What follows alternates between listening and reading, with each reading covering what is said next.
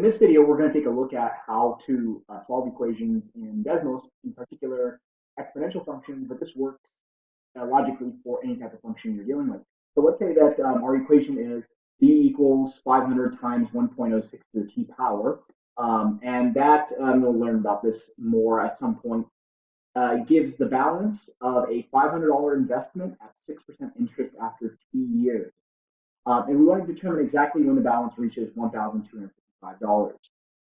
So I want to know when B is worth $1,255. Now I could do that using something called logarithms, but that may be outside of the scope of, of what we know so far. So in any case, what I'm going to do is I'm going to graph this function first because I want to see the balance and how it evolves over time.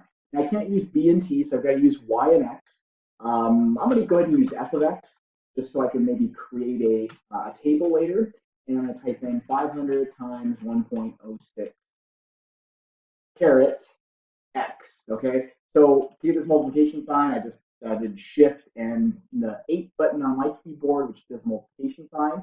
And then to get the caret symbol, that on my keyboard is shift 6. And once you type in shift 6, you can be typing anything, you type in shift, and you'll notice, watch where the cursor goes. It goes up to the exponent. Now I'm typing in the exponent. To get out of it, I need to cursor over to the right, and the right button to get out of that exponent. See how the cursor changes position on all that there. You could also just do 500 times 1.06 to the x. That would work as well. Now the reason we're not seeing anything is because our initial balance is $500. We can do this a couple of different ways. To do this real quickly, we can kind of just zoom out until we see the graph.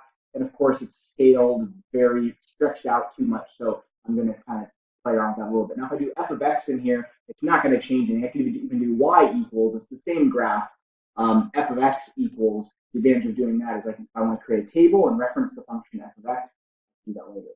Okay, so I'm going to play around with this window a little bit. Now, I zoomed out to be able to see the graph, but I don't like the way it is. I'm probably, time-wise, 3,500 years is probably a long time to be investing. So maybe we'll change our x-axis to go from time 0 to maybe time 30. Maybe look at this over 30 years. And already I get a much prettier graph. And now I can kind of zoom out manually or press the zoom button and see more about it. Now I want to be able to at least see 1,255, which is somewhere around here. Maybe I can even zoom in a little bit more here.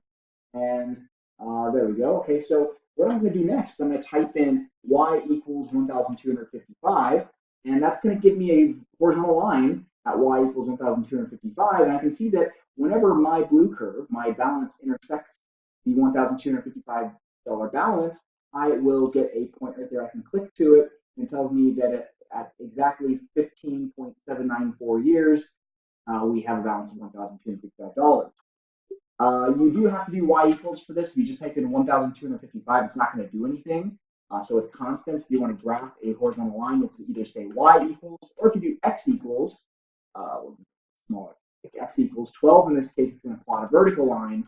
So y equals 1,255. And now I can snap to that point, and I have it. If I want, I can create a table of values over here. Very simply, I just type in table. It gives me a column that it calls x1, and it gives me a column that it calls y1. You cannot call this x. If you try, and you start typing in values, and then you do f of x over here, I guess it does work. I take that back. There's, I think, a point where that didn't work, so you can change it to x, or you can leave it as x1. And now what it's doing is each time I type in an x value, it automatically generates the f of x value because it knows, it recognizes f of x as a function. It says, oh, you've already created that function, so let me input your x values into that equation and let me populate this column of values.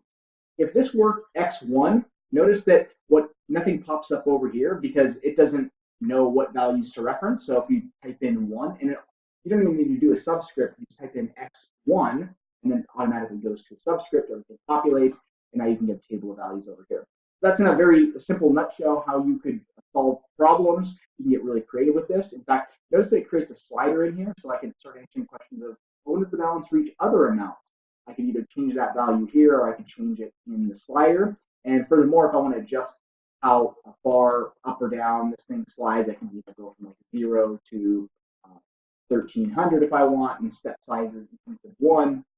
Press enter, press done, and now you can see that I can, even answer other questions very, very quickly and find the intersection point without having to change numbers.